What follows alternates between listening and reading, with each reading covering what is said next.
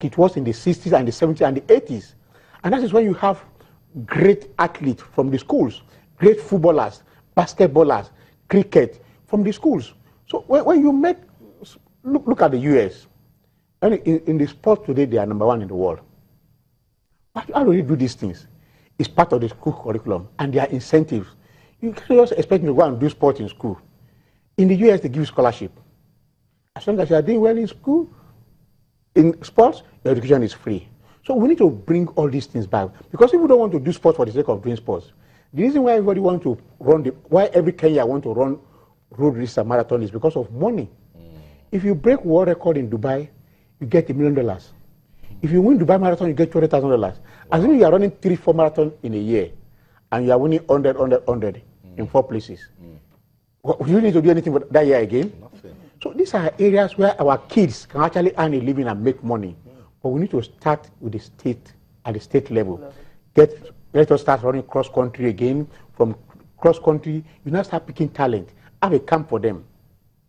Because the average American, they don't want to know that, okay, I don't want to know whether you are going to school in America again. Okay, you have talent from school, you just have a camp and they start training.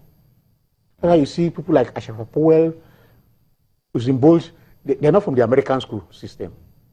They are from school, they go to camp, and they have camps, and that's what you have in Kenya too. That's what we have in Ethiopia, Eritrea.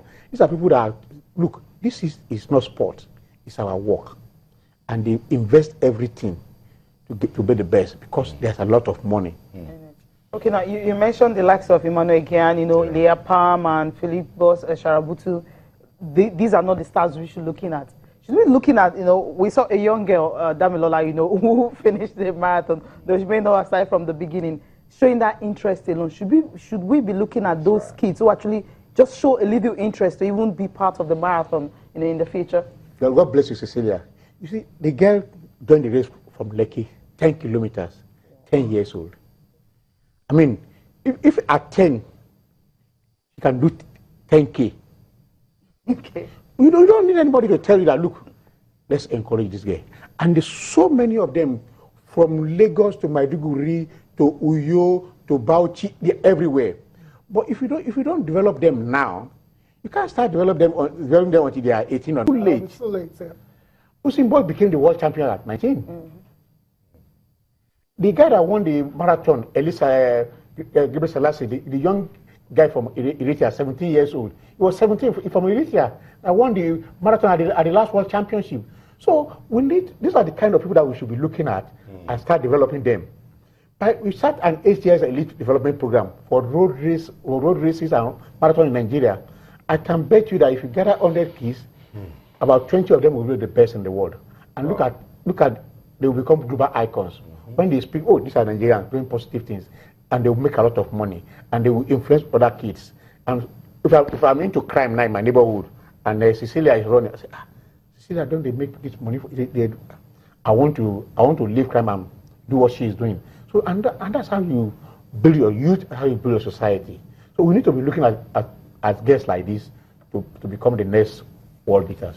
Okay. Yeah, but Austin, Cecilia, I mean, the problem a lot of people have is a lot of this is usually they say it's lip service. I mean, we get to hear a lot of talks about how you're going to encourage, young stars to become, great athletes in the future, but then nothing is really done. I mean, what's different? Are you telling us this time around that this is different and you really want to help these kids, achieve great things?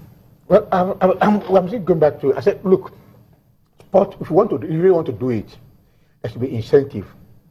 You can't encourage me to do something. What am I getting out of it? Okay, if you are telling me that, look, I'll go to school now, free, you take care of this, take care of that. Those are incentives. That's why they do it elsewhere. So you can't tell me to go and, okay, come and play football, what am I getting? What is football doing for me? When I have to hawk to pay my school fees. Okay. So which one would I do? Will I go and run or hawk? Or if you're telling me, okay, leave hawking, I'll take care of your school fees. I'll take care of that. Okay. I will not concentrate on my studies and that sports.